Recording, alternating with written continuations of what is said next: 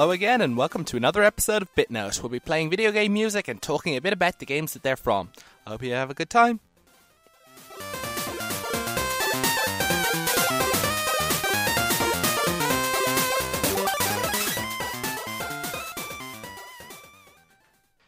So, what game am I going to start off this show by talking about?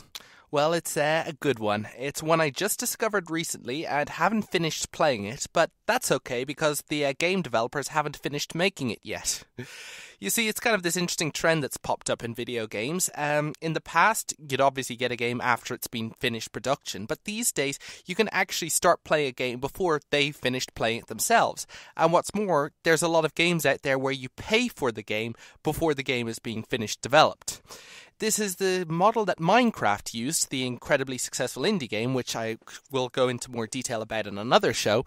But it's also become very popular because a lot of the time, people just don't have the money earlier on to develop the game to its completion, and the traditional model is that you get someone to give you money in return for a share of the profits. But with this sort of indie, what's called alpha funding system, you get money from the customers before the game is finished. So you get a bit of their money, they get to play the game early before everyone else does, and in return you get money to finish the game, and then of course give this finished and final copy to all the people who support you so far, and then hopefully attract a new audience with all the people who were waiting until it was finished before they played it.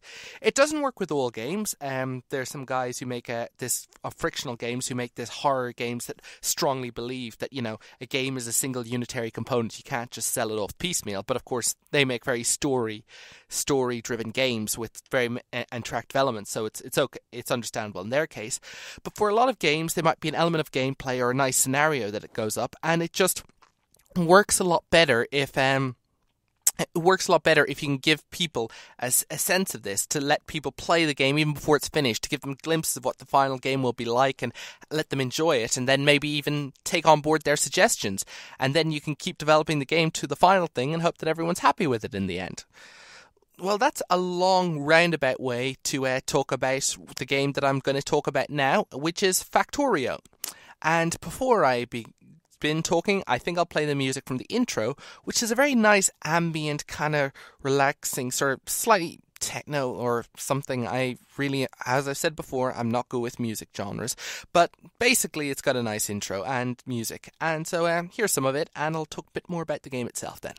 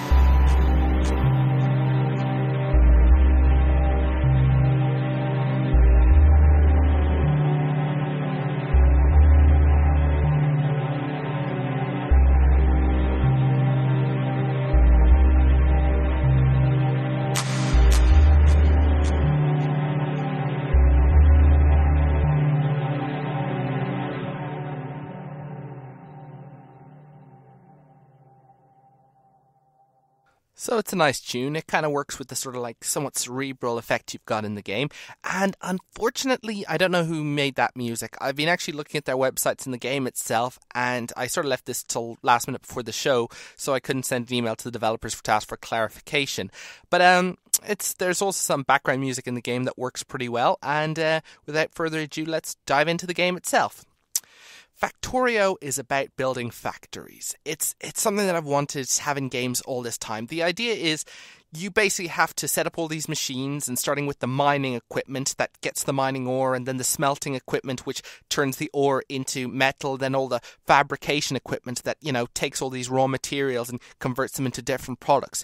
You have to take all these machines, arrange them in a layout, and then hook them up with conveyor belts and mechanical arms that move all the pieces around through this whole factory setting to finally manufacture all the items that you want, which in my experience has been either hugely useful items or weapons to fight the aliens on the hostile enemy planet you're stranded on.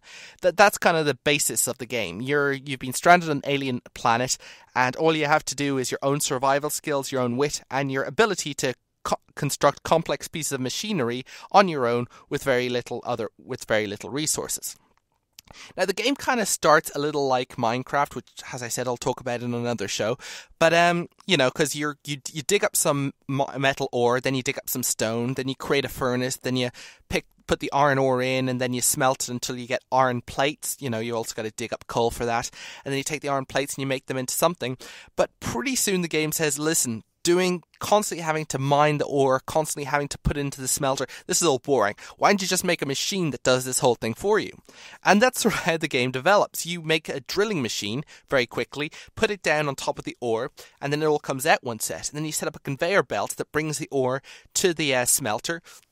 And then you set up this robotic arm that takes all the ore and puts it into the smelter, and then you do the same thing for coal. So you've got another arm that takes it off the conveyor belt for coal and puts it into the smelter. And then you've got this whole supply of iron ore and coal to bring it to your smelter. And then you've got a third robotic arm that'll take out the finished iron plates and put it into a chest. And that's just the beginning. I mean, I love constructing games. I love creating like a whole complex system. And I mean, this game is all about just... And then this game is constant. You have to develop and manufacture more and more things. So you have to set up more automated drilling platforms. You have to set up power plants to power some of the equipment. You've got to set up more arms to move things to everything else. And one of the interesting parts about the game is you've got to manage where your conveyor belt goes. Because if you know anything about factories and construction lines, there has to be like a pipeline. There's a process. It goes down, it goes from one machine to the next. Sometimes the materials are combined, and you're just looking at down, got a top-down view of this great big 2D area plane, and you just have to try to arrange all the machines and all the stuff in the best order possible, but also in the best layout possible, so everything's as automated as possible, and you don't have to do any work. For instance, often aliens try to attack your factory. So your options are to either fight them off yourself, but, that's boring. So you set up some gun turrets and put some ammunition into it. And that's fine, but then you suddenly realize you have to go manually and take some of your own ammunition and put it in and manually reload all the gun turrets. So that's kind of annoying. So after like a couple of hours of playing, getting more experience and developing how it goes, I basically ended up having this whole system whereby the iron plates would be taken, put on a conveyor belt, brought to a couple of fabricating machines that would take the iron ore, convert them into ammunition, put that on a conveyor belt, and this conveyor belt would take the ammo to all the different turrets, and robotic arms would automatically load up the turrets. So it's just, when you got that system down, when you just take that moment to stand back and go, look at what I've created, this wondrous machine, this gigantic creation that operates by itself. It's like, it is all automated. It is just this great thing that it exists just to produce and to mine the precious resources of this alien planet I am on. And I could just sit back and just watch as the chests fill more and more with all the materials and weapons that I need, and it just all feels glorious. I mean, it's not the first video game to ever deal with resource managing. Something as early as like Command and Conquer dealt with mining resources in order to make weapons and all, but this is completely different. This is where you're able to like fine-tune all the different aspects, figure out the system and everything. And I mean, I haven't even scratched the surface of all the things you can develop. You've also got labs, and you also have to set up systems for making sure the labs have the right material to manufacture stuff. And it's just...